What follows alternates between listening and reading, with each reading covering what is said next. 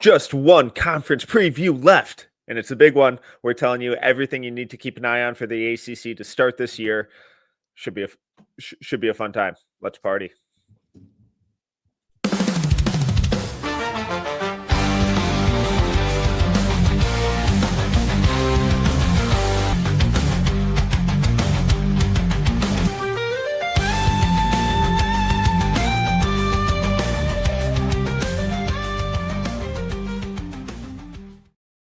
Welcome to another episode of the No Ceilings Podcast. I'm Tyler Metcalf, joined as always by Tyler Rucker. How we doing? Hello, Kmart shoppers. We're breathing. We're alive. I'm doing better now that I'm talking to you. As we're recording that intro, I was like, how many days, Google, until November 3rd, a.k.a. college basketball's back? Hanging on by a thread, Metcalf. But anytime we can end the day with the No Ceilings Podcast and getting to talk hoops with you, I'm doing okay. So how are we holding up? How are we hanging in there? Living the dream. It's raking season, so a big yard and just not enough time in the day and far too many leaves, which is exactly what everyone came here to talk about. But we got NBA basketball left. Jarris Walker's having himself a nice little game. Benedict Mathurin is going off, having himself a lovely little game. While we're recording this, they're in OT. But shout out to everyone in the chat. Oh, 120. Shout out Norin. Yeah, that game's been a lot of fun. But we'll talk about NBA stuff later. We got plenty of NBA stuff to talk about. And if you're craving NBA stuff after you listen to this, head on over to NoCeilingsNBA.com, where I have a film school on Amen Thompson and how Houston can get the most out of him and Reed Shepherd at the point guard spot. And Corey just did a really fun video on VJ Edgecombe's awesome debut over on the No Ceilings YouTube channel. While you're there, just subscribe. What's the harm? We're so close to 20,000. Help us get there. It's right around the corner. But we got a packed show, so let's just dive right in. We're going alphabetical order. So if you're like, oh, have you talked about this team yet? Check the timestamps, or, be like, oh, well, they're on Duke. So no, we haven't gotten to North Carolina yet. So we're going through the ACC, starting out Boston College. We have gotten a little peek at this team already. We saw them scrimmage UConn. UConn ended up pulling away, but I thought Boston College put up a pretty good fight for most of that game. I thought they looked pretty well coached, and I don't think they're going to win the league or anything, but I think they could be a little feisty. I'm really intrigued with Chase Forte, senior transfer coming in from South Dakota, really high usage scorer, playmaker last year. It'll be interesting to see what the shot looks like, but that's kind of the only name that really pops for me with this Boston College group. Yeah, that's a good one. I got intrigued with Donald Hand last year with like a random film dive. I was like, okay, I'm kind of intrigued here. He'll shoot it. Yeah, he'll shoot it. 6'5", around 210. What is he technically? Is he a redshirt junior this year? So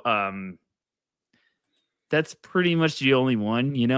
I'm not trying to cut corners with the Boston College diehards that obviously listen to this podcast religiously, but it's just Donald Hand's kind of the only one I was really looking at too. I think Forte's a good shout out. It always gets tough with these teams where I feel like they're trying to have the rebuild or, just like, okay, let's get some guys in and then try to build them up a little bit. But pretty short and sweet for me with Boston College. I know we're really bringing the heat. This is a really juicy conference episode. Like prepping for this. And it's all in the middle. It's all in the middle of it. But I did think that they looked really well coached and really competitive for the most part in that UConn scrimmage. So I am intrigued to see how it goes. I don't think they're just going to be a cakewalk, but here let's juice it up a little bit for the Boston College crowd. Metcalf, draft philosophy question. Okay. You go into the year, you don't see anyone that you're just like, okay, I'm not doing any backflips for any prospects. Mm-hmm. And then a team like this, let's say hypothetically, they're just super tough and they sneak into the tourney, or, you just watch them and you're like, they're unbelievably coached. Does that actually get you intrigued then with someone on the roster? Because you're just like, well, they play the right way. They're playing smart, they're tough.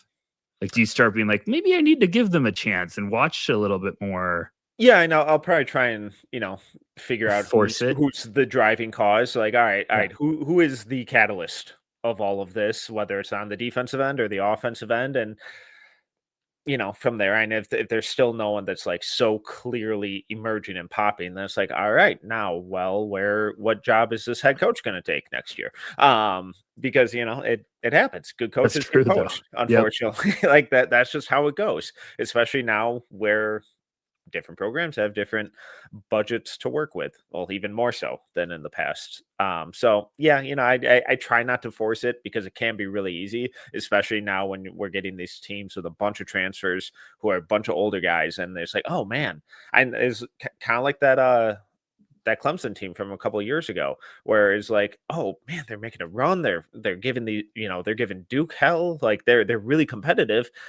Like they gotta have some NBA guys, and they've had a couple who have gotten a taste. But then you also look at the roster, and it's a bunch of guys who are like 22 and 23 and playing like their 6th year. So it's like, oh well, yeah, you should be beaten up, or at least being able to stick with the 18-year-olds. So try and take it with a grain of salt. Yeah, right. I agree. Okay, let's move on to the Cal Bears, because obviously they're in the Atlantic Coast Conference. Where do you want to start, Cal? We had someone in I have to give a shout out. We had someone in the No Ceilings Discord, and my life lately has just been absolutely insane. So I feel bad when I don't acknowledge all of the comments, but like I read it and I was like, this is so true. But like how you just don't know anymore who's in each conference, because some teams are in football, this conference, and this basketball different. So it's really true. Like every year I still have to like look up every team that's in each conference, because it's just like you can't keep track these days. So when we were doing the written conference previews over at No Ceilings NBA.com, there were a lot of times where I'd be like, oh, this guy's not there anymore. All right, cool. That was a sick paragraph that I need to now cut and paste into a different Word document. Or it's like, oh, well, we talked about them yesterday, so that was worthless. That's why I need like a map or like a board, something on the wall that you could just move them around, like a list of all of them, and be like, okay, like dreams. One day, people, maybe they'll be in an office. But well, actually, talking about Cal basketball, they do have Ritas Petritis coming back. They did lose Andrei Stojakovic, who went to Illinois. I am really intrigued by John Camden, averaged almost 17 points at Delaware last year, 6'8" transfer coming over, really efficient scorer, shooter. That's kind of all he does, but he does it at an extremely high level. And at Delaware last year, 10.5 threes per 100 possessions at almost 43%. So if he's able to carry that over into ACC play at 6'8", that's a really fun tool and weapon for that Cal team to work with. I think Camden's the one that has a shot to pop here. And I'm not saying like, oh my gosh, I'm banking all in on it, but 16, 5 and 2 on 46, 41, 78, like you're saying, at 6'8". That'll get your attention, and he should be, on full display with this team. Petritis, is a good returner. I feel like that's buzzed a little bit before, but that's about it for the Cal Golden Bears. I don't, I wait for them to turn the corner. Okay, last one for me. Milos Ilic coming over from Loyola, Maryland, 6'10", upperclassman, really good rebounder on both ends of the floor, almost 11 offensive rebounding rate, 22.6 defensive rebounding rate, but also had an assist rate of 27. So if you're getting Camden shooting at 6'8" and Illich is passing at 6'10", if they're your 4 and 5 with Petritis, playing off ball, there might be some fun stuff there. So I'm sorry if I'm going to butcher the pronunciation, but the Day Ames is also one of the best names. That's the candidate for top best names in college basketball. So coming over from Virginia, had about 9 a game last year. This is always tough with teams like this, because you still got to watch them. And I'm not trying to be funny here. You still got to watch them, because new situation could show something that you weren't expecting. And we see it all the time. Like sometimes it's just like, okay, you just got to get somewhere where you can play and showcase it. And then all of a sudden you're like, start getting intrigued. So if anything, I get more excited for these teams where I'm like, okay, I can't say late Pac-12 basketball anymore, but like late night hoops with Cal, that ever comes back. Late night ACC basketball, West Coast ACC basketball. That's exactly when you knew what we you were a grew up. sicko. When you're putting on Cal and Stanford, I'm like, oh gosh, it is 9:00. I should be in bed, but absolutely not. We're putting it on. Late night owls are awake. So we'll see with Cal this year. I hope a couple guys pop up, but it's also just a lot of guys left. All right, Clemson Tigers, Dylan Hunter returning. Nick Davidson coming over from Nevada, I think is really intriguing. And they're another team with a bunch of kind of just transfers where you're like, oh, I recognize his name popping up last year. RJ Godfrey, coming over from Georgia. I might be more excited to watch Cal and Boston College than I am Clemson. It's amazing when you start looking into all these rosters, and I got the Clemson, and I was like, just gutted. Like Chase Hunter, Schiffling, I know I said his name wrong. Locken, Chauncey Wiggins. Those were all big names for them. Like those were big pieces. And didn't Schiffling go play football? Isn't he on their football team? Yeah. I think so. Which is like we probably need to all, like, everyone in the basketball world needs to sit down and be like, we actually give this a little bit more attention. This is incredible. So yeah, I wonder if he's doing good. We need that up. We need somebody to Google that. He is not. He's not playing. He has one catch for -1 yards. Yeah, that's not going to get you, No, I don't think a golden ticket. That's not going to make the league. Okay.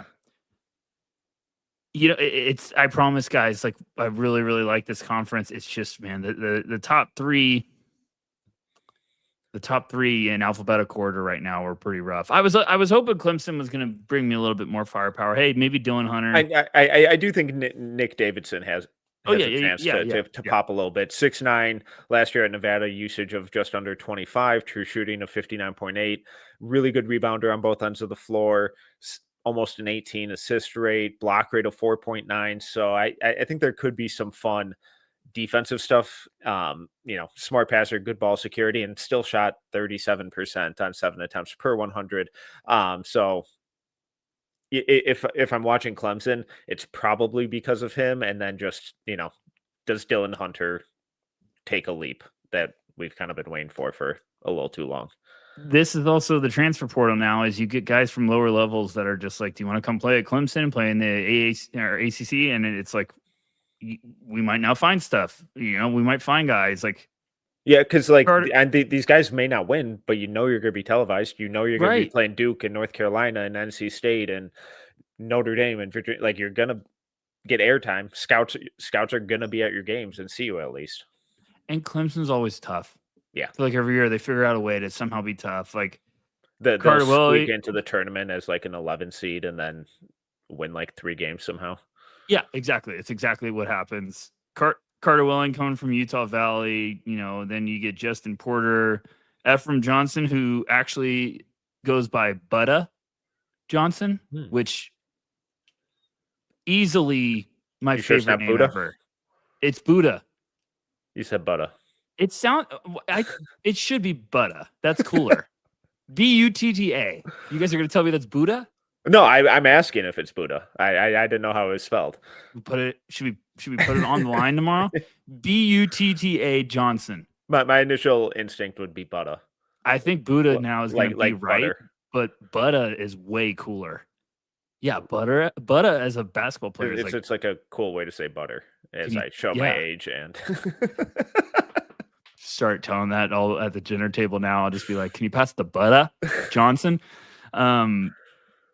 You just never know with transfers now. That's kind of the fun part. It's like, well, hey, maybe something comes around. So good luck to the Tiger Nation.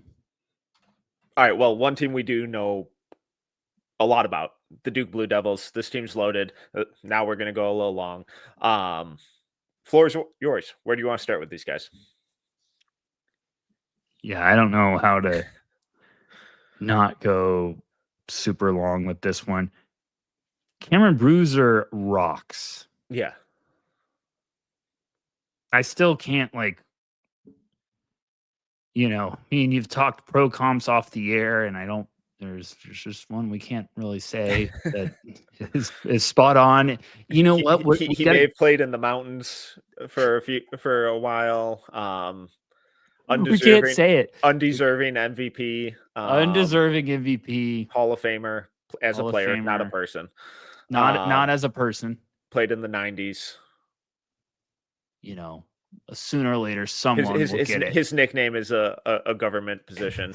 That was the best one. That's the best one. Very efficient in the pick and roll. But we're not going to ever say it. Nope. So we're never going to say it because I don't like it. I don't like the person, but it is pretty dang perfect. So that might be the joke all year. Like the modern. If anyone ever says it, we'll be like, "Don't say it. You can't say it." That's don't steal my joke. He rocks. So, do we want to go in depth about him? Yeah, of course. He might be the best player in this class. Of course, we do. I think he is. What else? I mean, I think Nathan. Shout out Draft Deeper.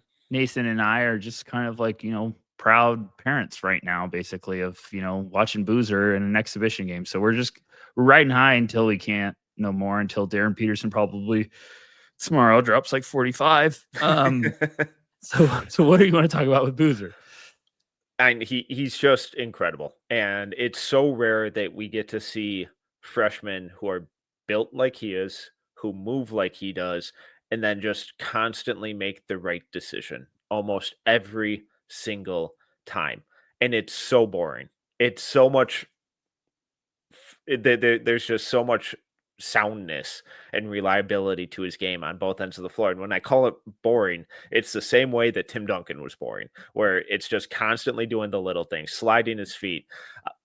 I don't throw out Tim Duncan's name lightly. One of the best players of all time, one of my favorite players of all time. And I get the exact same vibes from Boozer and the way he plays, the way he sees the game, the way he makes decisions. He rarely forces it, but he's happy to take over when he needs to. The defensive stuff is so impactful, but it's not flashy because he's just where he needs to be when he needs to be there. And then, on the offensive end, it's all right, cool. Double's coming. I know exactly where the open guy is. Easy skip pass. Cool. They're defending me in isolation. They have a big on me. I'll pull him out to the perimeter. He closes out short. I'll shoot over him. He closes out hard. I'll drive past him and use my strength to push him, to bully him off the spot. They send a shorter guy at me. Cool. I'll back him down. I'll go into the pick and roll and catch a lob. It's just so consistent and easy. And it's so much easier than it should be for a guy his age. So I really do get like slightly smaller modern versions of Tim Duncan when I watch him. Yeah, which everyone's going to respond like appropriately to that. Yeah. But he's the Terminator on the court. That's why I love him. There's no emotion, and like, hey, it's not like he's never happy or anything. Like, if anything, you get fired up, but he just stays. It's composure. Stays the same. It's composure. Don't get too high. Don't get too low. I just, people forget how much of a monster his, Cam's dad was. Carlos at the NBA level during his prime was just like a rebounding, efficient machine. And then now we get the more beast-like, stronger, athletic version of that who can shoot it more with better playmaking. I just love Cam. I love Cam. I think it's one of the easiest prospects right now. Yeah, I really do. I love Darren. For everyone out there that likes Darren, I love Darren Peterson, but Cam's just like, you would have the best night's sleep if you drafted Cam Boozer. Here's a good one. Let's just have some fun.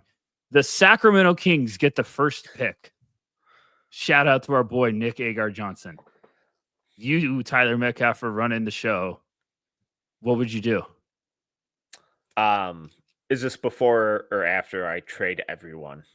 No, this is after you've traded DeRozan, Levine, and everyone that is not supposed to help this team move forward. So cupboards are empty except like maybe Keon Ellis and and Keegan.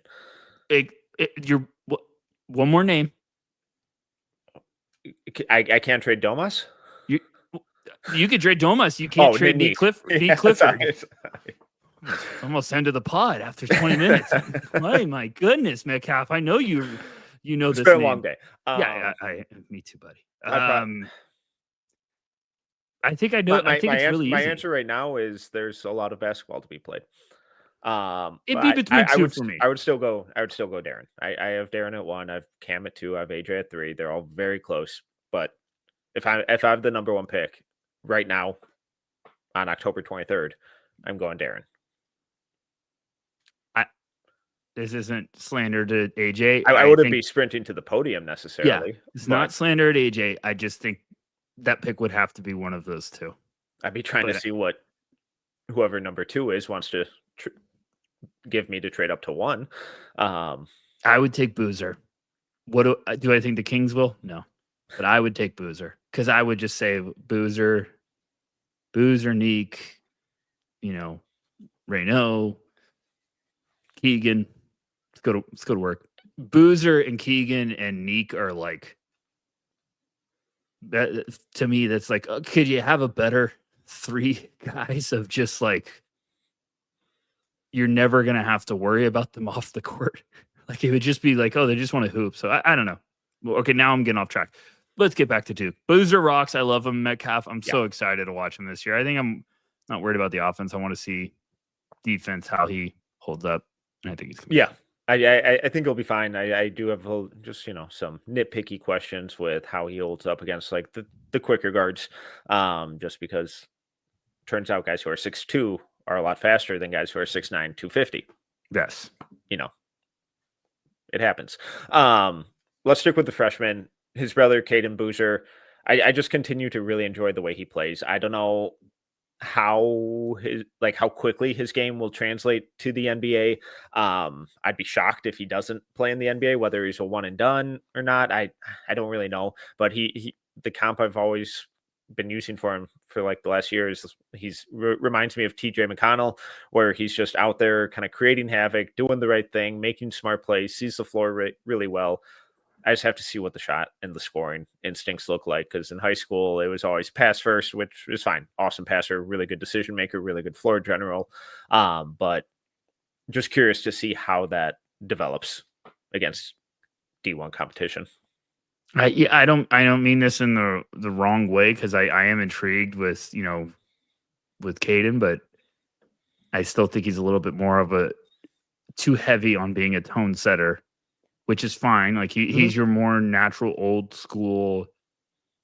I don't mean this in a bad way, but like he's a natural old school like backup point guard, where it's like you bring him in, you feel really good about you could play him extended minutes while your starter's resting, and you're confident as a coach. You're not going to lose.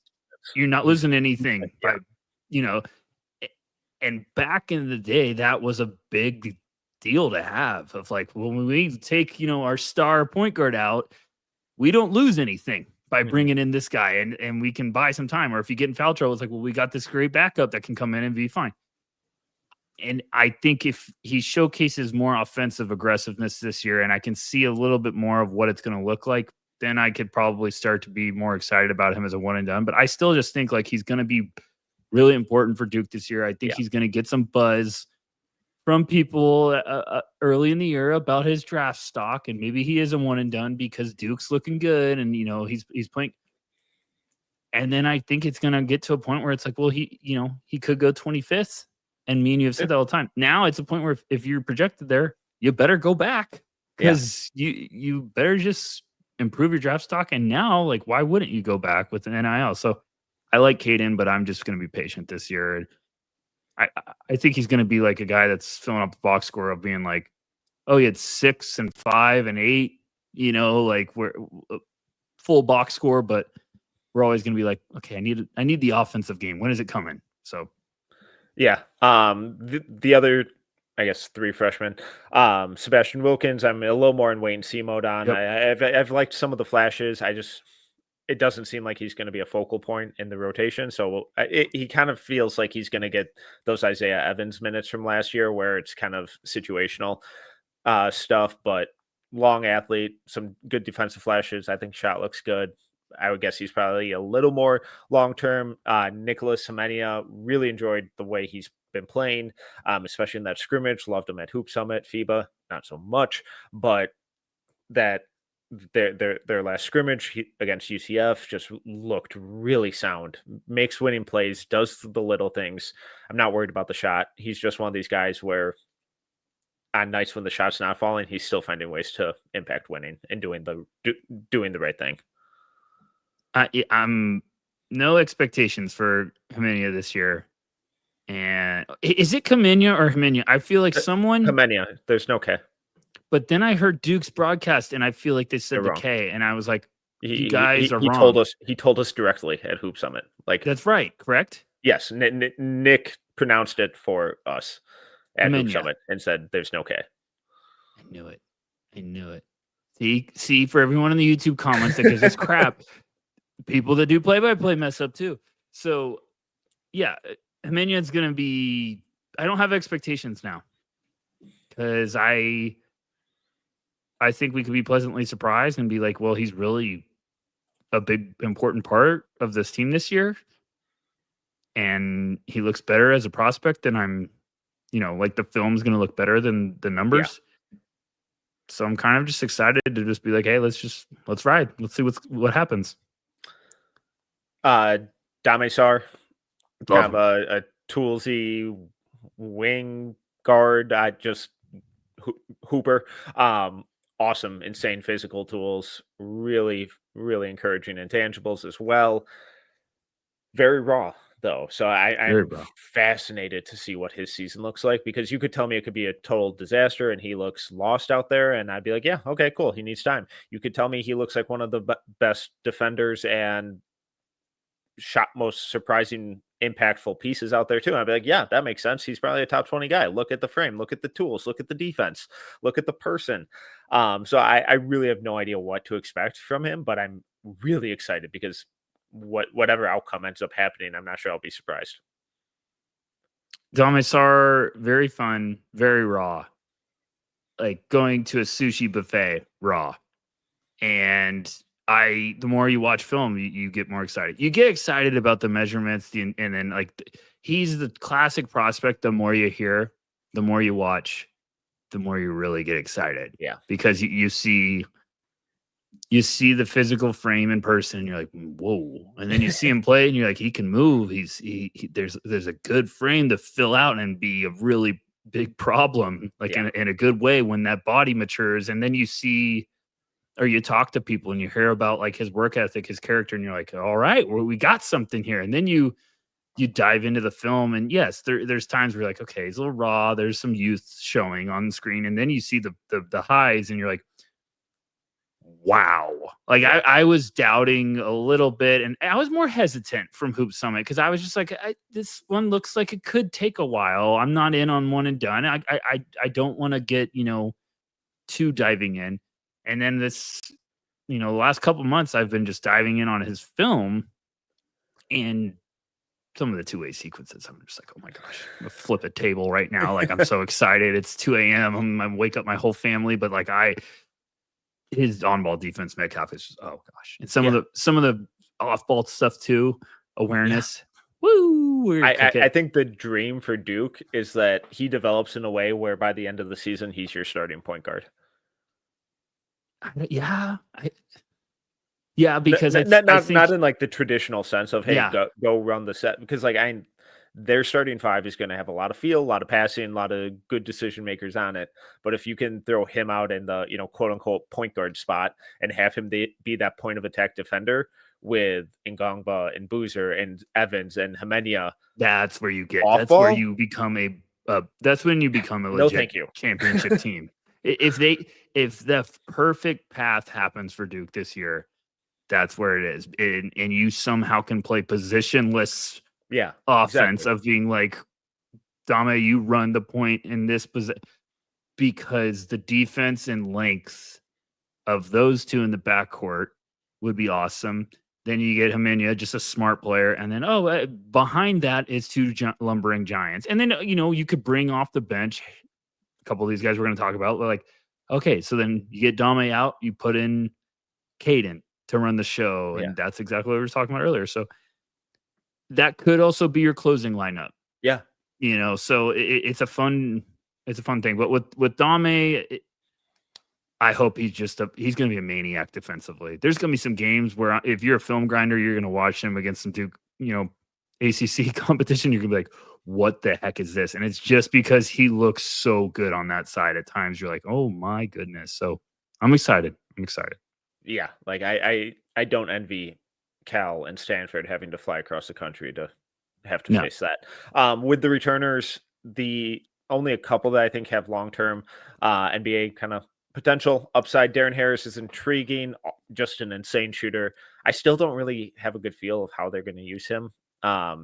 Still feels like really situational kind of stuff with him. Pat Ngangba, I like that he's been willing to shoot it. There's some really fun passing stuff, defensive flashes. I think just conditioning needs to get better. So it'll be, what does he look like in a couple months? But Isaiah Evans is a top 10 player. I'll just slide that in right there. I love him. I'm head over heels. I know he doesn't pass, but he did in that scrimmage, and it was a sexy one. It looked good. He quadrupled his assist rate from last year just off that one pass. Insane shooter, but the nuance and the growth and composure that we're already seeing in his off-ball creation by not immediately throwing up a shot the second the ball touches his hands, massive growth. Yeah, I need to figure. I'm going to start doing with pro comps. Maybe we need to do a pro comp thing where you have to go by generation or by era.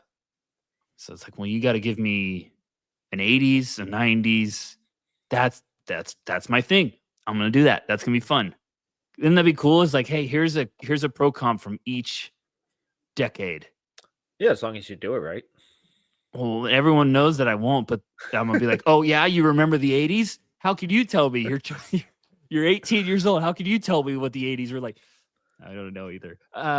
But Isaiah is just one of those where I'm like, man, it's gonna be so easy to buy in, but I'm just trying to figure out like I keep getting stuck on like, well, could he just be like the 3-point shooting version of Jaden McDaniels, like more that way than the defense? So I don't. I get Malik Beasley, Duncan Robinson type of vibes with him, the way he moves off ball, and if a couple of the passing flashes that we've seen, yes, preseason scrimmages, blah blah blah. I just want to dream bigger. It's already more passing than he did all last year, so I have to use it. Just want to then I think bigger. There's some really fun, like attacking closeouts, run him off screens, DHO stuff that you can run with him long term. Both those guys are making a ton of I know, but really should have been making a ton of money. They Duncan both Robinson got paid. Made a ton of money. They both got paid, and then it was immediately like, did we pay him too much? Whatever I start the year off with, like, well, I'm comparing him to Duncan Robinson. No, I'm sorry for the drive-by, Duncan. I feel like I'm just like, can I get a little bit more excited? But he also like is going to play defense. Sorry, Duncan. Okay. Anyways, I like Darren. Yeah, I like. Well, you're just defending your Michigan people, so calm down. Guy couldn't make a team. Guy went to the G League because literally everyone's like he could play offense. Yeah, and then got $100 million. So what's up? Yeah, because he went to the right team. But okay. I like Darren Harris a lot. I completely agree. I think they're gonna let him come off the bench and be like, "Can you just shoot?" And he's gonna be like, "With pleasure." What else would I do? Yeah, and then obviously, Pat I like a ton, but I just want to see him. Be healthy this year. And just for the record, I don't have Isaiah Evans top 10 yet. Yeah, but it's close. But it's trending that way. All right, let's move on to Florida State. The we also got to see them in a scrimmage. And I thought Robert McCray V looked Yeah. really fun in that game. Averaged just over 16 points a game at Jacksonville last year, transferring in, but in that scrimmage against Alabama, really versatile scorer, had some nastiness to his game. I was like, oh, I was not expecting to like Florida State at all or be intrigued with them, especially after losing Jameer Watkins, Taylor Bowen, and basically the rest of their roster. And McCray, I just really caught my attention. He was fun. McCray's one of the ones I had down. So, man, I'm not trying to be a Scrooge. I just feel like with a lot of these, in a weird way, I feel like I try to get to a point where I'm just kind of like, hey, I'm open-minded here. I'm pretty like, let's see what they can do, because we watch so much dang film, Metcalf. It's like you do find guys you like, and I have guys on my list for this episode that I didn't even know last year, but when I was watching tape, I was like, that guy's popping off to me. And then it's what we said in our previous podcast, where it's like you start watching one, you have a list of guys you want to watch and catch up on film. Someone pops to you, and then you literally just spend 2 hours watching them instead of doing all it. So I have some guys I like on this list that are probably going to make people like, who? But Florida State, I feel like it's just kind of one of those years you're like, oh, I thought this roster had a couple more pieces that I was going to be excited about. But yeah, and then hopefully it's a good opportunity for maybe Chauncey Wiggins coming over from Clemson. New opportunity, a little bit of energy back into the game, and and he pops in a big way. You never know. So new situation, baby. Exactly. Okay, let's go to Georgia Tech. Bayandongo. I keep wanting to believe, but he's making it difficult. Mohamed Salah, incoming freshman, really fun tools. No idea how real it is. Where do you want to go with Tech? Mohamed's really fun. Yeah. We saw him in person. He was dunking everything in a game, in a scrimmage, like in the world. He couldn't miss. He basically had the game of his life. And I'm not trying to say that in a mean way. I'm just more saying guy couldn't miss, was on an absolute heater, big rejections, dunks. He's old. That's the problem. He's an old freshman. And you hate old people. So no, but it's I think, is he, can you give me a quick Google? I'm on my bad laptop. Sure. I think he's 20 or 21 as a freshman, or 20 that's going to turn 21 soon. He is 20.7, turns 21 end of January. It's pretty old for a freshman. So I like him, just a little older. Yeah. My guy I really like is Jaden Mustaf. That's the one that popped to me last year, where I kind of was just all of a sudden down a rabbit hole, and I forget who I was watching, but all of a sudden I was like, who's this? And then when you do the magical Google search and you see freshman, you're like, woo, we got one, folks. We're live. And so, I mean, he's 6'6", 210, going to be a sophomore this year. He only averaged 8 and 3, but I think he was with the OTE before. It's just when I wrote down of kind of you got my attention. Last year, it's just you get guys that get your attention where they're not getting drafted this year, but I'm keeping an eye on him. It was Blake Harper, I had that, and then all of a sudden I was like, yep, circle. So I'm excited to see what happens. And there's also times I don't have a crystal ball. There's times like this where I love a guy, and then the first game of the year, it's 2 points, 12 minutes. Didn't work out this one. So, but just looked smooth. I liked how he, looked on the court. Just guys that pop. We always say guys that pop, you make note, and he popped to me.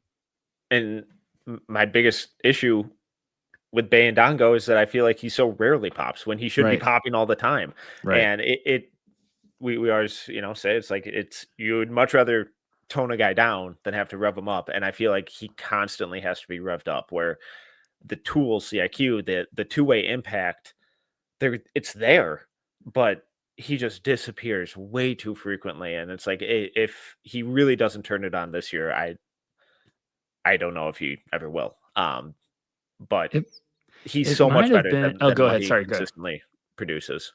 Yeah. I think with Jaden, it might have even been. I think I was maybe watching a Fears game or something, and he had like 16. Yeah, he had 16 and 2 and like he was 5 for 11 for. It was one of these games where I was just like, I was watching somebody else. And I was like, this kid might have something to build off of for next year. And he had a couple of those games where it was like, oh, 15, 16, like, and then all of a sudden it was like 8, 5. So I was like, okay, he's just gonna have an off season of going at it. So just one of those like, okay, let me find out quick how it's looking. So that's all I got for G Tech. All right, what do you let's got? go Louisville Cardinals. Okay, that's why. Maybe the best backcourt in the country with Michael Brown, Ryan Conwell, Adrian Woolley coming in, Isaac McNeely. And can't sleep on him. They're fun. They're going to be really fun. I think they're going to be really fun. I kind of wanted to have a little therapy with you about this because I'm really excited about Louisville, but I'm trying to. Am I getting too excited? So what are your thoughts about? You could start with anyone. We could start with Metcalf or save him for the end, or Woolley. Me and you haven't talked a lot about these guys. Yeah. Who do you like? Who do you not like? I like all of them. I like all of their cards. Okay. My concern from a team perspective is there's one ball. I don't know who's gonna rebound. I don't know who's gonna protect the rim. I think Keyshawn Pryor's a fine enough player, but he also blew out his knee last year, and I'm not sure if there's. I haven't seen a definitive timeline for his return. I worry about, from a team perspective, their interior presence.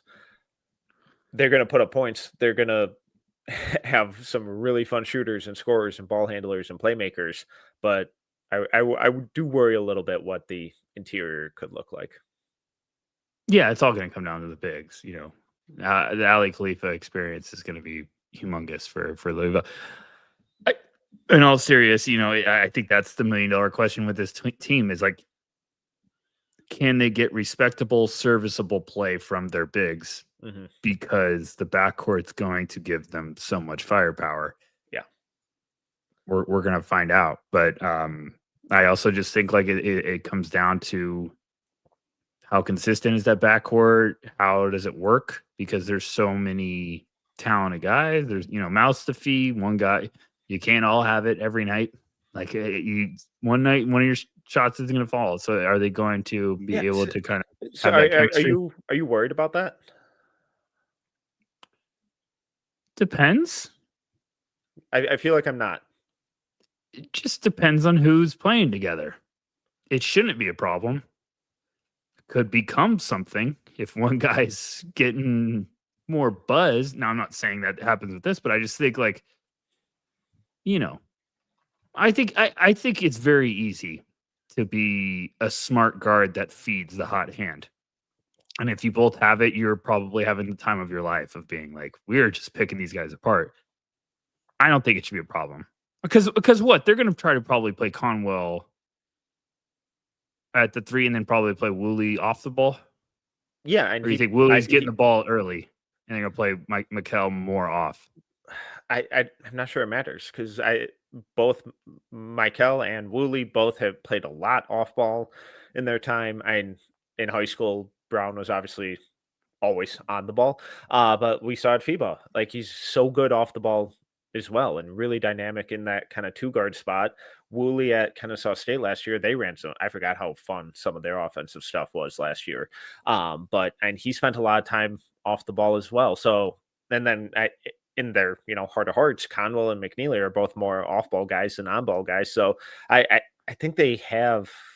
I'm not as worried about their multi-guard lineups as I'm not worried about as I am with like Arkansas, where I have a little more questions about it just because we haven't seen it quite as much yet with how those guys all operate without the ball, because it's a huge transition. It's a totally different skill set. It's a totally different way to impact the game.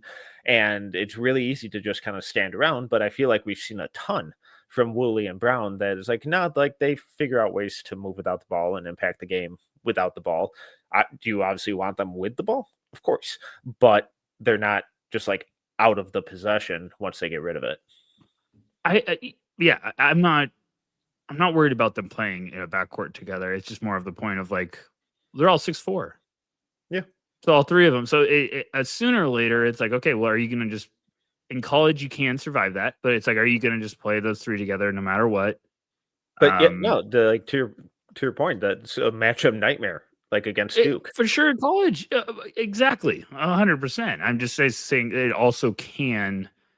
If you find the right team that matches up with you well and has more legit size, it could be an advantage or it could swing the other way. I'm not trying to get too like philosophically X and O, but I'm just saying I'm trying to figure out how it works out more with like the ball movement and all that, because I think they're all talented enough to be like, hey, I have the hot hand. Let me go to work for a while. And I think there's going to be nights where evaluating wise, it's going to be challenging because we're going to be like, man, Metcalf only had like 8 tonight. And it's like, well, yeah, because Woolley couldn't miss and he was dropping 25. Right. That's where I'm getting at. I guess more from like an evaluation perspective, not just, is it going to work? I think it's going to work great for Louisville. Yeah. But I just want to, scouting wise, I think it's going to be more challenging to be like, be patient. They're going to rotate maybe. I'm kind of excited to see it from an evaluation standpoint, though, because like you have to be able to do both on and off ball in the league now, especially if you're a smaller guard, because every NBA team, not to classify these guys as small, it seems like Brown has grown quite a bit over the last year. But you know what I mean? Like all of these teams want 6'5" plus primary initiators. So if you're going to be a 6'4" or under guard, you have to be able to play alongside someone like that. And this is going to be a really, really good opportunity to show the versatility and malleability for all these guys. Yeah, absolutely. Absolutely. I think box score chasers will have a field day. And the film, that's what I'm trying to get at. So I'm trying not to be just very rude and like pointing fingers. No, but you hate Louisville. No, I don't hate Louisville. I love it. I just want to see. I think the film's more important this year with this context. Like this is a big situation evaluation for me. Of like, you can't obsess with box scores are going to be great. They don't tell the full story is what I say, but Louisville, I feel like it's going to be that way. Excuse me, more than ever, because these guys are going to impact winning without dropping 30 every night. If they were somewhere else in another context, they could put up these gigantic numbers, but these three playing together are like, I love them all as prospects. I have them all as first rounders. I love Woolley. I love Conwell. Like that's, that's my type of guy. Maxwell had him about in one of his segments, and I was just like, I have watched him before. Then I read Maxwell at No Ceilings NBA.com. I read the No Stone Unturned, and I was like, yes, Maxwell, feed the beast. I love it right now. So I love their makeup. It's gonna be a very fun year for the Cardinals. All right, let's move on to Miami. Totally new roster, bunch of incoming guys from some pretty big names and former recruits. Malik Reneau coming over from Indiana, Trey Donaldson coming down from Michigan, True Washington. It was a fun player in New Mexico last year. Ernest Ude Jr. coming over from TCU. A couple, top 50 high school recruits in Shelton Henderson and Dante Allen as well. When you look at this Miami team, what kind of pops? Because the last 2 years haven't gone swimmingly, but new coaching staff, new players, new roster, new vibes. Where are you at with Miami? I continue to think Reneau is underrated. Not like drafting super early or underrated, but I would think he's like could he figure it out in the G League and be the sneaky roster ad underrated? I think Shelton Henderson's going to surprise some people. He's fun. He is a load in person. He is physically very strong. The frame is ready. I'll put it that way. Yeah. And he was a puzzling one to me when I first saw him this summer because like right away you're like, oh, he's a power forward at 6'6". He's like Jimmy Ojale, Jay Crowder vibes of just kind of being like, you're trying to be the 3-and-D, and I didn't think there was much wiggle. And then the scrimmages happened, and I was like, oh, he's got some stuff. Like he's gonna. And then I've just heard nothing but great stuff about him heading into this year. So I think he's gonna surprise some people. Can shoot it, good, under control. Do you buy the shot? I think I buy it. Okay. I think it looks fine, but then it's like, man, this just doesn't ever seem to go in. I sort of had the same vibe watching him at drills. I was like, bad day? So just like, it looks good, but yeah, it started going in a lot in the game. So I was like, okay. But I think the defensive upside with him is really fun, really good getting downhill, slashing, all that kind of stuff. Some sneaky passing stuff there as well as like a connecting guy. Dante Allen, I think, is going to be a really good stabilizing presence for that team. Sees the floor well, really smart player, good, really just a lot of craft, getting downhill, smart passer, but a little concerned with the shot long term. And then I think a really good pickup for them was True Washington. He was a guy at New Mexico where I just really enjoyed his defense, and is like, oh man, if that shot takes a step forward, where he could grow into a really fun, just two-way complementary off-ball wing. I feel like you're really, really liking some True Washington. You've mentioned it a couple times. Is this your guy that you're secretly like, you got a percentage or a cut? Nah. Okay. Oh no. Okay. Just check. Come on. Don't be pocket watching. Get out of here. No, it's I never do that. We all gotta grind. It weirdly feels like a Miami team that could be a little scrappy. Yeah. So I'm not, you said new staff. I'm not really I don't have expectations for them, but I'm also like more excited to watch them. I hope they're a team that is more like, no, we got a chip on our shoulder. Not like, things didn't work out, but hey, at least we're in Miami. Well, and I like Reno. I think Reno's that guy. Right. I think Trey Donaldson has a lot of that. I think Uday has a lot of that. So I'm hoping that these Shelton guys does. Yeah. I think Shelton's that guy. I'm hoping these are guys who are treating it more like, nah, we got something to prove. Like, we're going to give you hell. Not, well, at least it's gorgeous outside and let's go to the beach. Today sucked, but hey, at least we're in Miami. It seems like they should be trying to be like Texas A&M or Mississippi State every year, where they're just like, there's no top 5 pick right now, but you do not want to play this team. Yeah. It's just one of those teams. So I feel like that. And I'm not slander to Shelton Henderson, but I'm just saying it seems like it could just be a tough, like, oh gosh, we got to go play Miami.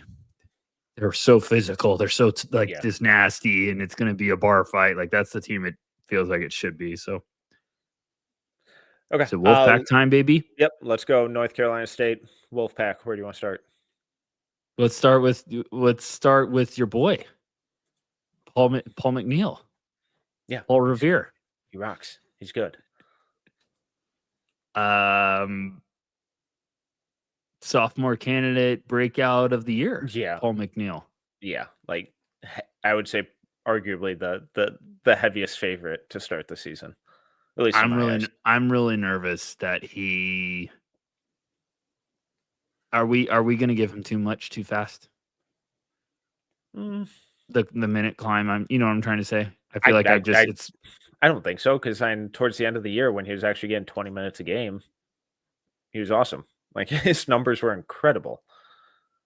So I know a small sample size late in the year, but he's a sophomore. What you want him back at like 8 to 9 minutes a game and ease him into the deep end? No, it's time to sink or swim. They got games to win. Rob, his rookie year was barely playing for the Timberwolves. Were you ready to all of a sudden just be like, okay, here's 45 minutes? Doing it in college is a little different, but I know you get my point. You don't need to be a jerk about it. Come on, man. We've had days. We don't need to. We always get along. We don't need to butt heads. Of course we do. And we got people listening. Got to entertain them. All right, that's it. I hate you today. No. All right, you too. You want some? I think he's be fine. I want him to break out so bad because it just makes this year even more exciting, and that's why we always say we're always rooting for everyone. I think the off ball creation, the shooting, the passing, and kind of being able to create the offense as a second side guy from the more true 2-guard spot. I think there's so much upside there. Right? He's not a point. He's not, a lights out movement shooter. But when you run a second side pick and roll with him, good things are going to happen. When you run him off a screen, good things are going to happen. And then on the defensive end, he communicates so well. He's not the biggest athlete or, a big time defensive playmaker, but he's constantly rotating, tagging and recovering, pointing out switches, communicating as the low man and directing stuff. And for him to be doing that at the end of last season after getting 3 minutes a game for 5 months was really, really encouraging to me. So yeah, it could obviously go wrong. And the last month of last season could be like, well, that was fun while it lasted. But I think that was more so him showing what he can do and, is growing into rather than it just being a flash in the pan. All right, I'm good with that. Who else you got? Is this the Darian Williams hour, or do we just skip that? If you got something, go for it. No, I think he's gonna be. I think he's gonna be important for NC State if they're gonna surprise some people and have a little run this year. I think Darian's gonna be important, but I can't get in unless he shoots it. I think you gotta shoot it with that skill set. I've never really gotten it with him. Like he's fine. I think he's a really good, really, really good college player. I don't know how it translates to the next level. Those guys, when you're incredibly skilled, but you don't have the athleticism, like I feel like if you have to be like elite skilled with like footwork, and so it's just so hard. And then I feel like there's not a lot of room for like removing other parts of your game. So it's like he doesn't have the elite athleticism, and then you're like, yeah, but he's really skilled. He's got some playmaking, and then you're like, but he can't shoot.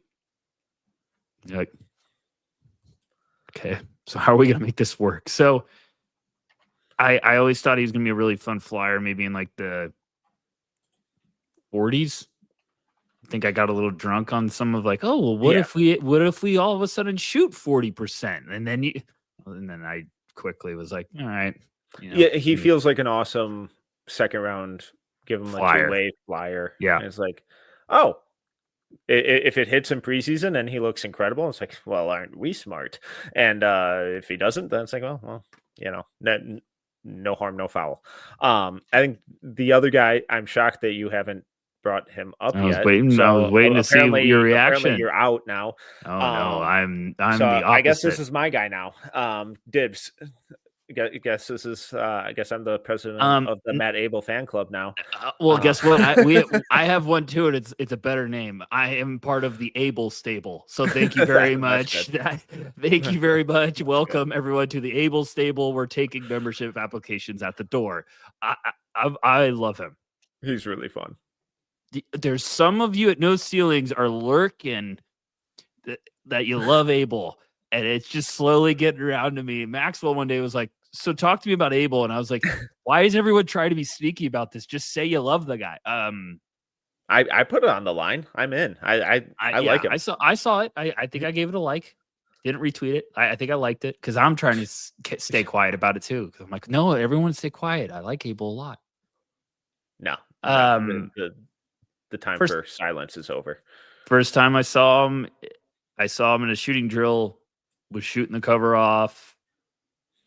It was just like, oh, it's consistent. And then I was like, does he have a little tweak in his mechanic? Like, I was like, does he have a weird twist on the follow through? And then I was like, he's hit 8 straight. Who cares? Like, I was just like, they're all swishes. I don't care. So, and then I was like, okay, maybe he's just gonna be 3 and D. And then he had like a vicious poster, and then rattled off like 10 straight, and was just like breaking guys up, like breaking them down. Then all of a sudden, just like crafty finish, and I was like, "Oh, big boy woke up. He's on a heater right now." It was like NBA Jam when your guy's just on fire, and you're literally like, "Oh, actually, I'm just gonna go dunk everything in the world." But he can play, and I've heard a lot of good things about him heading into this year from some people. So I think that one's got a real shot to skyrocket. Yeah, so circling back to your McNeil skepticism, the only way that I get concerned about it really is if Abel just takes his minutes. That's where I'm very much in on both. I think both could, if things go right this year, potentially be first rounders.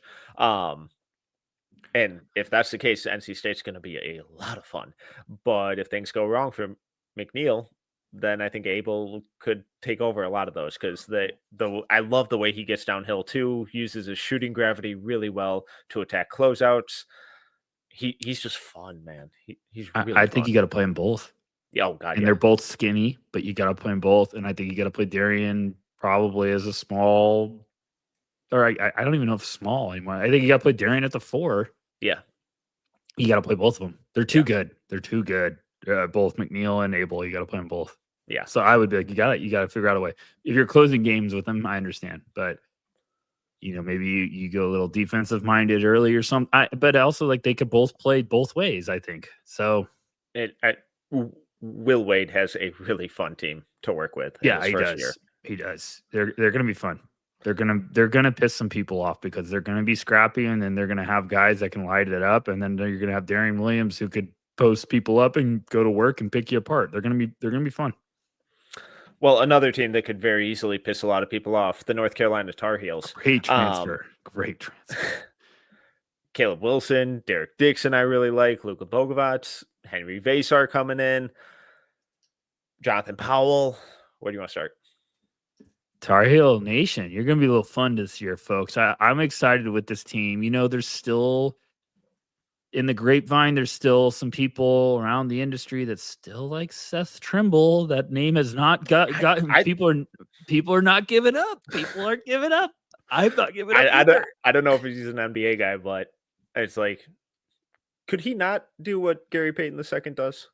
Not to diminish what Gary Payton II does, but Gary Payton drive-by. And Gary Payton II. No, it's not a drive-by. That was a drive-by. That was a comment. You never know. That's a good one. I think it's everyone a guy with an unorthodox skill set who's made a heck of a career for himself. It's a player everyone is waiting for one more step, and I feel like we've all just kept waiting. And scouts are like, we're just waiting because when you see him, you're like, he can play. But yeah, I think. Like, can we get the 3-point percentage over 27? Yes. I still like him. I like this team a lot. I like Kyan Evans as a transfer. I'm saying as a really good piece for North Carolina. I'm not saying Kyan Evans as a like, oh my gosh, I have him at 42. No, I'm not saying that, but I think that's going to be a good transfer for North Carolina fans. He can play. He's a solid one. Stevenson. Oh, Jaron Stevenson This is insane to me that I rattled off their top 6 names and you're down at Jaron Stevenson. Let's talk about the fun ones. I'm trying to get through it to build up. I like to, save the best for last. So Stevenson's gonna be fun. I like the team. You didn't even bring up Bogovic, and I like him too. You just don't listen. You did? No, I don't listen. Shooter. Okay, now that we got that done, Vasar's gonna rock. Dude, he's so good. Tar Heel fans are going to be very... If you're pumped, if you're a Tar Heel fan, if you're a draft fan, you're going to enjoy it. Sincerely, an Arizona Wildcats fan. Like, you're going to like Vasar. He's very fun. He plays hard all the time. The only time I'm ever worried about him is if he's going up against someone like with a gigantic strength advantage. So, yeah. Yes, I will be watching the Duke North Carolina game even closer this year because that's the only time he struggled last year. I think he's going to be more ready for it this year because of like he's going to be excited. He's going to try to make some noise, but he has the length and fluidity to really do damage on people. If he gets in a situation where he's going to try to muscle up someone, no. He can But I struggle feel like there. it's really rare that he even bothers to try that kind of stuff. Right. It's all pick and pop rim running stuff. I'm saying defensively, Oh, sorry. yeah. Like, I'm saying, like, if someone tries to post him up, you're like, "Oh, you can cause some problems." But there's so many other parts of his game you really, really like, and he makes an impact. I think there's some really understated offensive upside with him too. The shot, I buy the shot in some form or fashion, long term, not like elite shooter, but good enough, and really fun passer at times too, especially out of like short roll pick and pop situations. So he was one of my favorite transfers last summer. I had a first round grade on him before he very quickly returned to college. And Very I quickly. had a couple NBA people text me too. It's like, I like him. Like, wasn't super pumped that he went back that quickly. Caleb Wilson, hearing good things, hearing very, very, very good things. The tape is fun. The upside's incredible. The downside is maybe worrying, but the physical tools, the defense when he locks in is incredible. It's just, can he shoot it at all? Yeah, the upside's tremendous. The defense is scary in a fun, best possible way. I think he's going to have some games where we're all looking at each other like, did you see that monster last night? So it really is, you know, I wouldn't be shocked if he gets up into that fourth conversation pretty emphatically if everything goes right. I wouldn't be shocked if we're like, there's 4.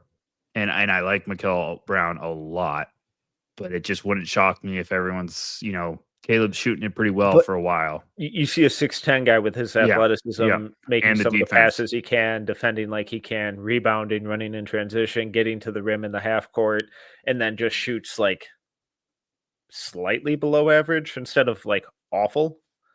It's not that hard to talk yourself into that guy. Yeah. I don't know if I have a good comp for him because when he's moving full speed, it looks different than most elite forwards in the NBA. Like he moves like a horror film character with like vengeance on his mind. Like it's just whoa, like he goes coast to coast and then just throws down from like way you're like, wow. So he's got the frame to be really nasty. He's got that motor, he's got that switch, that extra gear that you're like, my goodness. And then you see a little bit in like the scrimmages and their or we're going to see an exhibition, I think, soon, but you've seen in some of the scrimmages, like he can create some serious separation. It's just the shot. It's the shot, the consistency, but we'll wait and see. I think opening week, we have North Carolina, Kansas, folks. So that'll be fun. Clear your schedules and have a date with the couch. Like that one's going to be fireworks. I also want to talk about Derek Dixon. I think was ranked in the 50s and via ESPN in terms of recruiting, but this dude rocks. He is a really fun shooter, smart team defender, really, really good passer. Not as like a primary guy, but as that connecting piece, secondary playmaker, secondary creator. He's just not like the most explosive athlete, but the dude just flat out knows how to play. I like Derek Dixon. This team has a lot of guys that I'm intrigued with. A lot of guys I'm excited with. A lot of guys I'm really scared if they actually find their reach their potential. So it's gonna be a fun North Carolina team. Like, and then you have freaking Jonathan Powell and Luka Bogovac spotting up as just elite nasty spot. Okay, so now you're talking about the whole team that see, like you get excited just like I was earlier. So they're 2 of the guys I named at the beginning, but again, that's just because you don't listen. It's fine. It's fine. You're the worst. The whole roster's fun. Okay, the whole town knows Frank, but I do worry about the point guard spot. But I like Evans. I like Evans, but we'll see. I like anyone better. I can't probably say that to Tar Heel fans. They'll get pissed. Moving on. Love you guys. Moving on. All right. Notre Dame. Really, the only name here for me is Jalen Harrelson, top 20 recruit. Fun passer, good defender. I'm not sure I buy the shot at all. When we saw him at Hoop Summit, he had like The it weirdest. was like he was trying to escape a maze with how much he was moving it on the way up. But then, I also talked to a couple scouts who told me he looked incredible last week in one of their scrimmages. So I'm not out on him. I'm in wait and see mode, but I'm pretty skeptical and kind of need to be shown something to really buy in. But Those outside scouts, of the shot, there's some fun stuff. there's always some of those reports when you don't like a prospect, and I'm not saying I don't like Harrelson, but when you're not in on a prospect yet, and what you talk to people and like scouts tell you like, oh, he looked awesome. You're like, well, how and then someone tells me that, I'm like, well, how close are you with them? I'm like, do you like them? Because I'm like, it's a questionable decision or call there. But again, like when I saw him one time, I was just kind of like, man, this shot, like it's making my back hurt watching it. And then there's other times where I've seen guys multiple times, and the next time I see them, I'm like, oh, they look awesome now. So I'm in wait and see, but yeah, because he has been getting some buzz. People like him. People liked him at the event where I was like, but he plays tough. It's just, can we get the shot figured out? Yeah. And if we do, he has a lot of really, really fun tools. So he feels more like a potential sophomore breakout to me. Once or if the shot really takes a leap to kind of catch up to the defense and the passing and stuff. But yeah, it's always frustrating when scouts are like, "Oh, he looked good." It's like, also, what does look good to you mean? Like, that's always a fun. That's where I'm getting. That's at. always a fun scale to try and figure out, because like I say I love a guy typically means I like him in like the first round. Steven says he loves a guy and he has him in his top 300. So shout out Steven, I love you. Steven's great because he will say like, "Oh, I love him." And I'm like, where do you have really? him? Where do you have him? 182nd? And you're like, I'm like, gosh, Steven, you watch more film than I do. Which I didn't think was possible, but I get it because I do the same thing Steven does. Where I'm like, I really like him. Got him at 83. Like, because you like I'll do it's the exact same thing with scouts too, where like there's this one who I love, but it's like, oh, like, what do you think of this guy? It's like, oh, I hate him. Like, where do you have him? 16. I hate that. Like, what? I get that all the time. Sometimes from, oh man, I hate that. Can't stand him. Where do you have him? 12. I'm like, what? 12? I thought you were gonna say like 32. 12? You have him in the lottery? So can't stand him. Got him at 8. All right, let's move on to Pitt. I didn't have much for these guys, unfortunately. Unfortunately losing Jalen Lowe. Amari Weatherspoon's the one everyone needs to watch out for. Okay, and you're gonna be shocked. Talk to me about him. I just watch him. Well, that's my. He's gonna advice for an audio. Trying not to, because then all of a sudden I'm gonna open up social media tomorrow and people are gonna be like, Amari Weatherspoon's a sleeper that I've, and I'm like, not ranked, 6'4". He's gonna draw Bub comparisons. Okay. I don't know if it's this year, but it's just a guy. Just a guy to keep an eye on. He plays that similar style. I don't know if he's gonna be 1 and done, 2 and done, but I think there's something there. Okay. Well, any other riveting breakdowns on Pitt, or just no? That's just the one. That's the one I would be. We weren't ready for Bub. I'm just saying I would be keeping an eye on that, and I've heard some things. I've heard some buzz. The people at Pitt are also buzzing. I feel like writers are buzzing.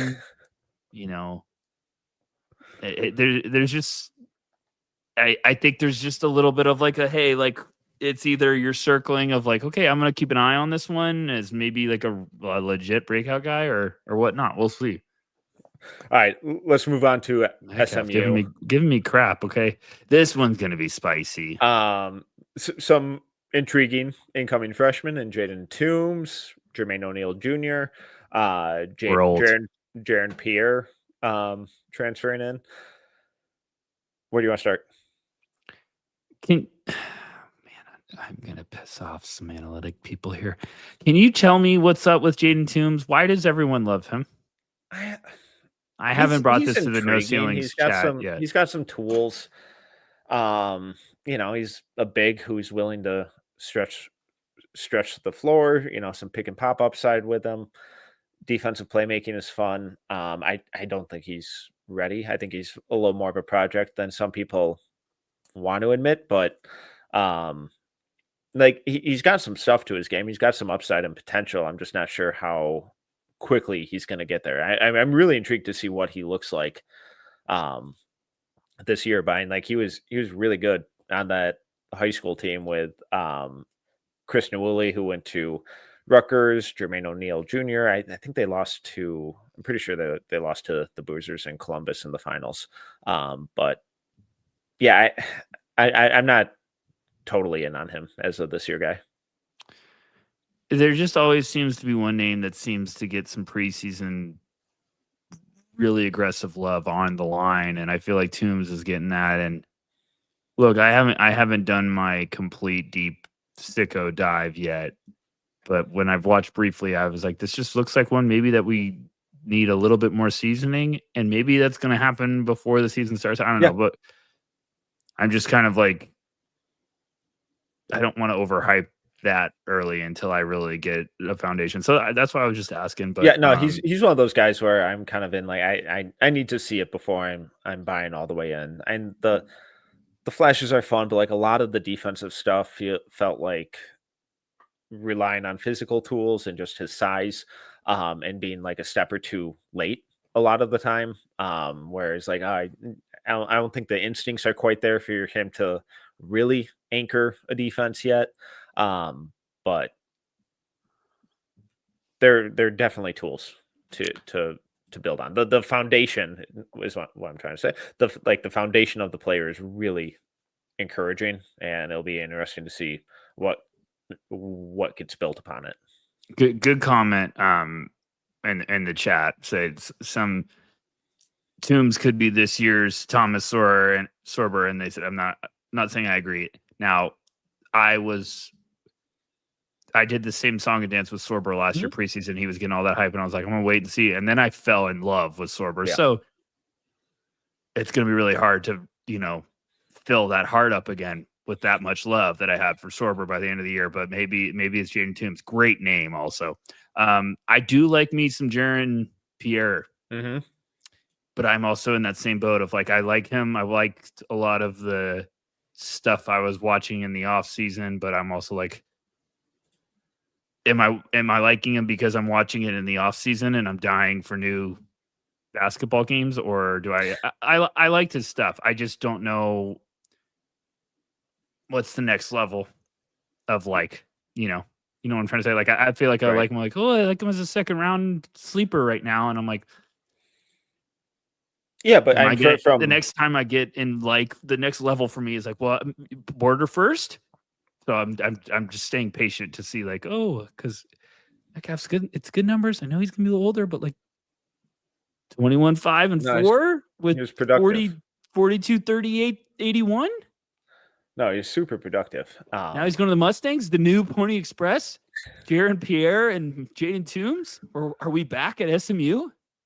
I think they could be really fun, but like, and you just read off his numbers, and he did that at Jacksonville State, and he also had a usage over 30. I would be really surprised if he has a usage over 30, but if he's able to scale that down to the 20 to 25 range, maybe and keeping the rest of his game really similar, then maybe we see some of the efficiency stuff start to tick up in the right direction, where he's not having to do everything on the offensive end, and we see the little things come together a little more, and really see that full, complete basketball player.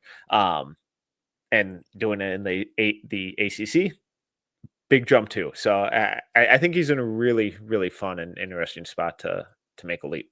I like that. He hovered around 33% his first 2 years. despite almost doubling his 3-point attempts. He had a bad year last year, the year before last year, at Wichita, where he only got 28% from downtown. And then last year, attempts jump up and he goes from 28 to 38. Like, I love that. That just shows me a guy worked his butt off and bounced back. So let's see what he can do with, SMU this year. It just was one of those, like, I'm watching all these guys that are transferring and stuff this offseason, and I just kind of watched that one. I was like, this one stands out. This one looks a little fun, like a second round. Like, let me write Jaron Pierce. So that's the one I'm keeping on. I think Jam likes him too. I think Jam and Steven both. When Jam and Steven like a guy, yeah. When Jam and Steven like a guy and I like him, I'm like, hey, this is rare. This is a blue moon, and I'm very excited for this. So, yeah. We'll see what's up. Yeah, and just real quick, Noren in the chat asking about Sam Walters transferring down from Michigan, was at Alabama the year before. Disappointing year at Michigan, was battling injuries on and off really consistently and just couldn't find his groove or his rhythm. But at Alabama, when he was healthy, showed some really fun shooting flashes. So hopefully he can just be healthy and get on the court consistently, because I think he could provide some fun floor spacing for SMU. Completely agree. Cool. Hit me with it. Stanford. Stanford. This is gonna be a quick one. I got nothing for Stanford. I'm sorry. Alrighty. Sorry, Stanford. I think it's Jeremy Dent Smith is who I wrote down. He had 20 a game. He's gonna be a 6'1" senior. That's all I got from Cal. I think he was at Cal State Dominguez. That's about it. They literally only have him, nobody else on the roster. It's just going to be Jeremy playing 1-on-5 every game. Yeah. That joke was incredible, and you gave me nothing. You gave me nothing. Okay. Returning the favor. Okay. Let's keep going. All right. Syracuse. Where do you want to go? All right.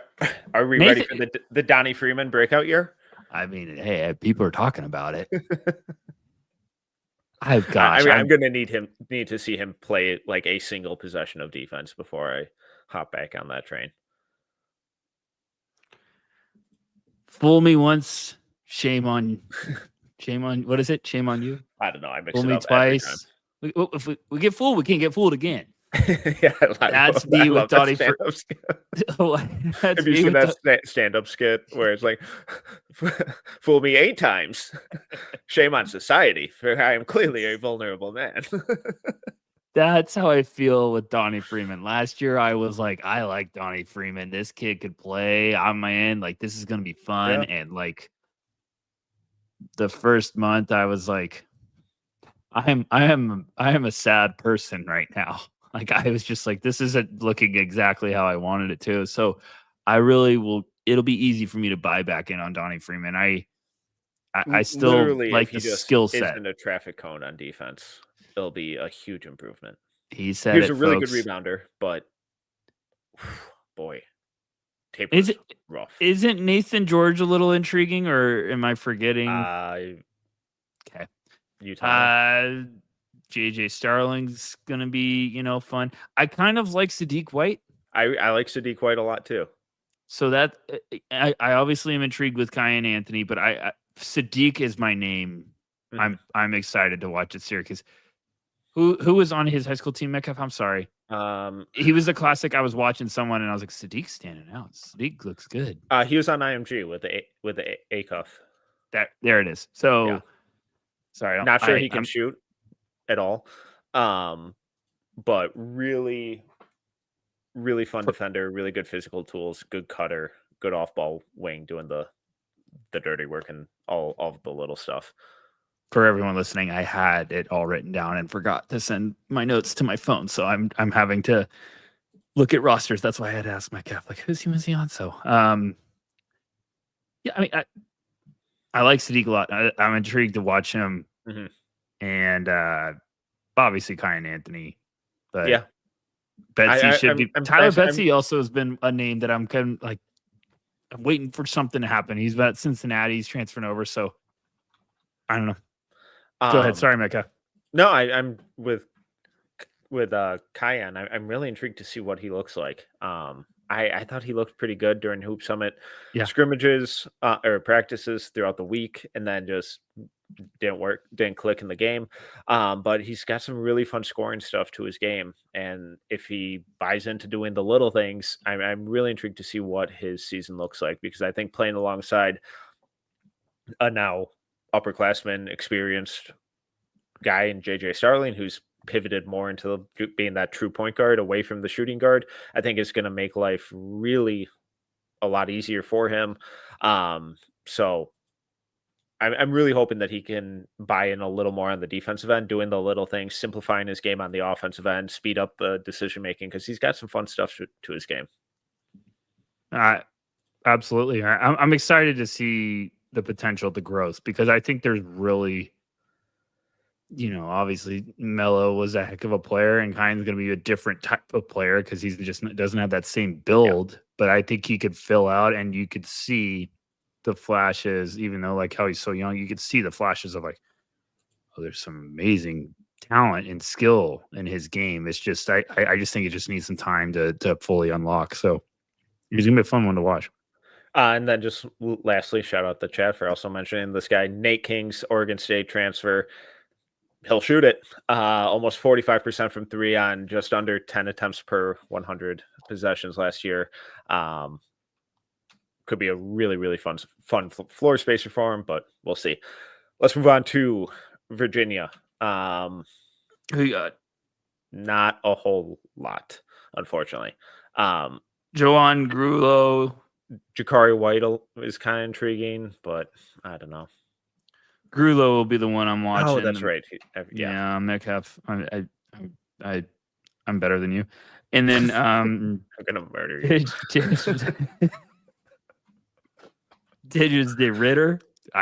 There's no chance I pronounced that correct. Older international forward. Then you get pretty dry. Yeah, and Jakari you gonna shooting, but here. Oh my goodness, I forgot about him, and then I wrote that down, and I was like, "That's where he is." Oh, hey, buddy. Well, hi, do I know you? But no, that's where you are. You're right over there. Thank you. Hey, viva Las Vegas. Yeah, Jakari White. That's not a bad shout. But that's about it for Virginia. Well, and Malik Thomas coming over from San Francisco too, put up some pretty big numbers last year. I don't know what to make of this Virginia team. I'm so used to seeing them in one style, and a lot of these guys feel very different from that. And obviously the departure of Tony Bennett was last year was their first full year without him.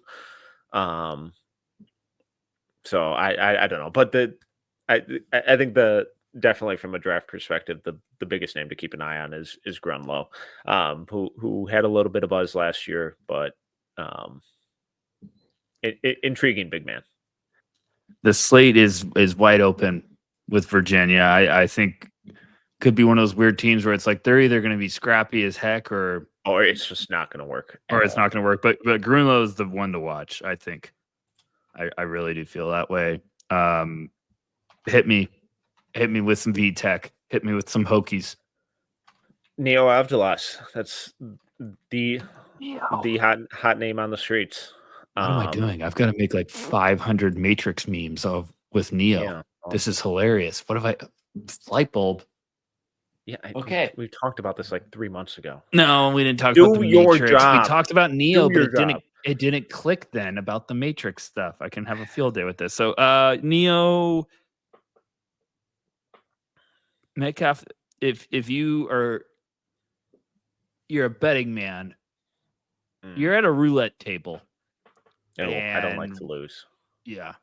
And then if you don't like to lose, then don't play roulette. Yeah, I don't. And life advice for everyone. If anyone ever tells you they have roulette figured out, don't hang out with them. Okay, so you're at a roulette table, red and black. Red is Neo is legit and breaks out and is a lottery pick. and black is it just doesn't work. Oh, and let me stop anyone that's a roulette expert. Green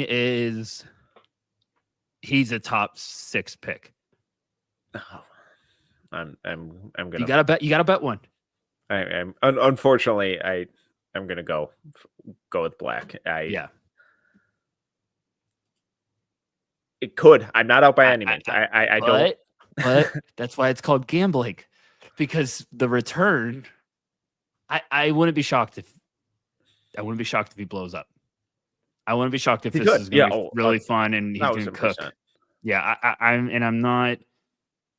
I was just trying to do that for fun, but like, you watch the highs and the competition level, the highs, the skills, the size. Like, there is a chance he could be like a legit top 10 guy this year. Yeah, if he can do what he was showcasing at the college basketball level, I think he could be a top 10 pick in this class, because I really do. 1,000%. But gotta show it. Yeah.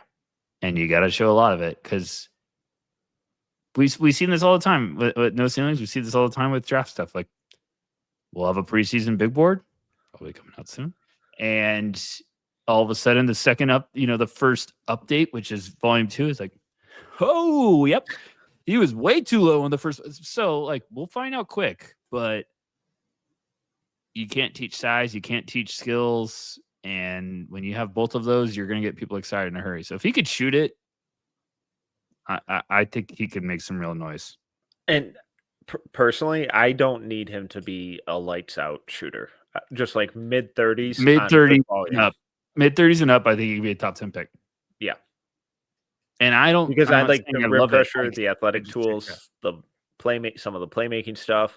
I think he's going to put up awesome numbers. A little hypothetical for you. Let's say he has... Yeah, throw it to me. Let's say he just looks like Terrence Shannon Jr. out there. Wow. Terrence Shannon Jr. was the same player every year at college for multiple teams. So what did he shoot? He shot low 30s. Yeah. From 3. I think so. But if he looks like Terrence Shannon Jr. at 6'9", he's going to go top 10. Because, and when I say this to everyone, like, I'm not saying I agree with it. I'm saying I will understand what teams in the NBA and front offices are going to start saying to themselves, like, 6'9" skilled playmaking, he can shoot it. Well, look how easily he's getting to the rim. The shot will get better. Then some mainstream website will be like, the next Luka, and I'll just want to rip my head off my own body. So, I really like Neo. I just like. Are we going to start doing this? Oh, international 6'9" skilled Luka, 6'10" shooter KD. I just can't. I can't stand it. You white, you Ben Affleck. Yeah, you white, you Ben Affleck. So I like Neo a lot. It's a really valuable piece. If you can get him, you buy in, and he's going to check a lot of boxes. But yeah, if he looks like Terrence Shannon Jr., I think that's a compliment for Neo. Yeah, no. Like if he's going downhill and he's tough and nasty. Terrence was insanely dominant at Illinois. Like, he put up bonkers numbers, but the shot was never really there. And it's a lot of like, oh, what position is he? Like, is this really going to work? And he just kind of kept going back to school. And I know that last year there's a whole off the court thing that ended up being fine for him, but he felt like a classic case of, man, we're overthinking this, aren't we? And myself included, because it was a lot of the same dominance that we just kind of got bored with every year. But you come in from overseas at 6'9" and do it right away, maybe people start singing a little different tune. But okay, so hold on. This is way too funny. So if Terrence last year, 23, 4, 2.3, this is actually a good question, Metcalf. So if he averaged 23, 4, 2.3, a steal a game, and shot 47, 36, 80. Yeah, he's top 10. He's top 10, but also would you be like, oh, he's only averaging 2 assists. Would that be the assist haters? Well, And if he struggles shooting it, I think it's different from Terrence, because I think people will look at Neo and be like, he's got youth on his size or on his side. And I buy the and for form. what it's worth, he is 20 in February. So Yeah, and I buy the form. yeah, they're really encouraging indicators. So that's the difference. If he averaged 20 a game as a freshman, he's probably going top 7. Yeah, at 6'9" with that skills in the ACC. He's probably going top 7. Yeah. And gosh, the really Neo fans, this is like the best segment of all time for the Neo Army on YouTube. They're gonna, we see you, we know you guys exist. They're gonna love this, love you guys. But okay, anybody else on VTech? Sorry, I from what I remember, there were a couple guys that have caught your attention over the summer. Is that still Tyler Johnson, baby? Let's get another Tyler in our lives. Come on, let's do it. So I like Tyler Johnson a lot. Confused for. Yeah, probably not. Yeah. Well, what do you like about Tyler? Another guy that popped. Just another guy that when I was watching tape, like I was like, Tyler Johnson pops, and I don't know.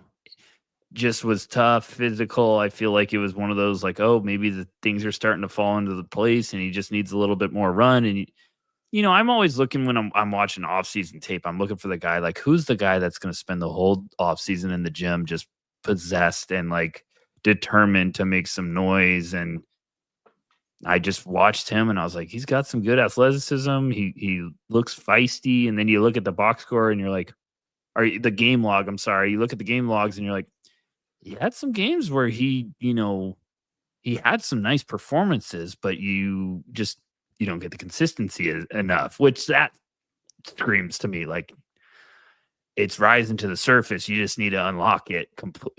Like, he's 6'5", but he's had like 11 and 12 rebound games. He's had multiple games with like double-digit rebounds. He's had some games with 3 steals. He had a 3-game stretch where he had like 2 steals, 3 steals, 3 steals. So I don't know. I just watched one and it pops. I also just realized I read a 3 and it was personal fouls instead of steals. So that's the day I've had. But I like him. He seems like he's got that NBA frame already. Like, oh, that's a good frame to build on. I think he's 6'5", 210, and it looks like it's muscle. So can you take that next step? Yeah. That's just the guy I have on my radar. And then Monty Hansberry's the other name I had. So I think VTech could be fun. I think they really could. Absolutely. And then, to wrap things up, team I'm worried about potentially not being very fun, Wake Forest. Miles Colvin coming in. Hopefully he gets minutes. He's running out of places. I liked him so much. I still believe. I still, I still like me some Miles Colvin, but is this finally the Omaha Blue breakout year? There was, we've done a lot of these conference previews, Metcalf, and you always get to last team and you're like, okay, good. You kind of end on a high note. And when you got to Miles Colvin and Omaha Blue, I was like, can you stab the sword a little bit deeper in my back? Just part of me died a little bit, It's like, God. It's like, what's great for this open wound is bleach and salt. Just was like, oh, Omaha. And then. But like on the optimistic end of the spectrum, we've seen what Wake Forest has been able to do with some fun shooting guards transferring in the last couple of years. So hopefully that's the case for Colvin, kind of taking that leap. Also have Cooper Schweiger coming in from Valpo, some fun rebounding and rim protection stuff with him. But yeah, I'm struggling to get super pumped about Wake, unfortunately. I think they played an exhibition and Colvin had a good game. I love that. I might be wrong, but I also think they put that out and like Omaha only had like 9, and I was like, why? Look how they massacred my boy, and it just never came along. But all right. Well, we've gone on forever. This has been a long one. We got to wrap up with predictions, though. oh gosh, you classic. No, I didn't. I like doing this on the spot. It's Classic. great. So hit me with it. Regular season winner. Who you got? It's gonna be Duke. Yeah, same. Sorry, Tar Heel fans. Let me do. Player of the year. Boozer. Yeah, same. Freshman of the year. I'm not going chalk with Duke. So hold on, North Carolina. No, freshman of the year. I mixed it up after this too. Can we make a rule that like player of the year and freshman of the year we can't pick the same person? I was gonna split it up like the NFL does, like with MVP and offensive player of perfect. the year. So player of the year, I'm gonna say. Well, you said Boozer for player of the year, Dan. I'm sorry, freshman of the year. That it can't be Cam Boozer. Oh gosh, Dirty Dancer in the comments said invite Boozer to the green room. Patience. Yeah, easy. If you build it, he will come. We gotta be waiting. There's a certain day coming up soon. Patient. I'm gonna say it is Caleb Wilson. Dramatic pause. I'm gonna go Neo. That's a good one. That's a good pick. But I originally had Michael Brown written down for what it's worth. Oh, so calm down, Louisville. Should have had that one. Sorry, Louisville. Transfer of the year. I'm going Vasar. That's what I should have. I love him so much. He's so good. Oh man, that was a good pick. Yeah, I know. That's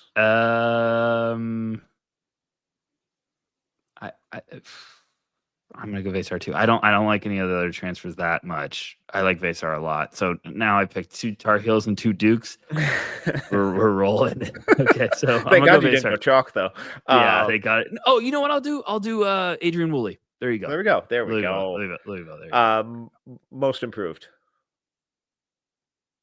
I went Paul McNeil. Yeah, I'm gonna say Isaiah Evans. Oh, I like that. Yeah, because he gets double-digit assists this year. Mm-hmm. Oof, big jump. Big jump. Oh my! People are talking about it. Type of jump. Highest draft pick, Boozer. Yeah. All right. Whew. Highest draft pick, Omaha Blue. God, could you imagine? Oh gosh, that hurt. But no, this was fun. We need to do the conference previews like this every year because I feel like when we get to the end of these, it's like it's about that time. I know. It's like a huge weight off my shoulders, but also, and like I feel only so just incredibly begun. ready for the season, but also it's like, oh wait, when we scheduled these, that's like planned out like 2 months of pod content. now we have to go. Now we have to go to work. Now I have to figure this out weekly again. Oh god.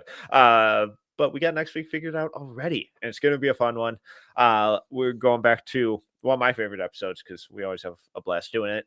We're doing Frankenstein prospect next week, along with team draft. I'll explain it more, but it'll be another competition thing between the two of us.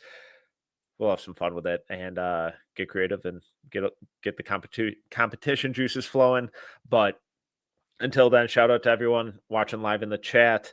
We'll be doing watch-alongs on Saturday nights as well for No Ceilings Plus subscribers, and then we'll go into a live show.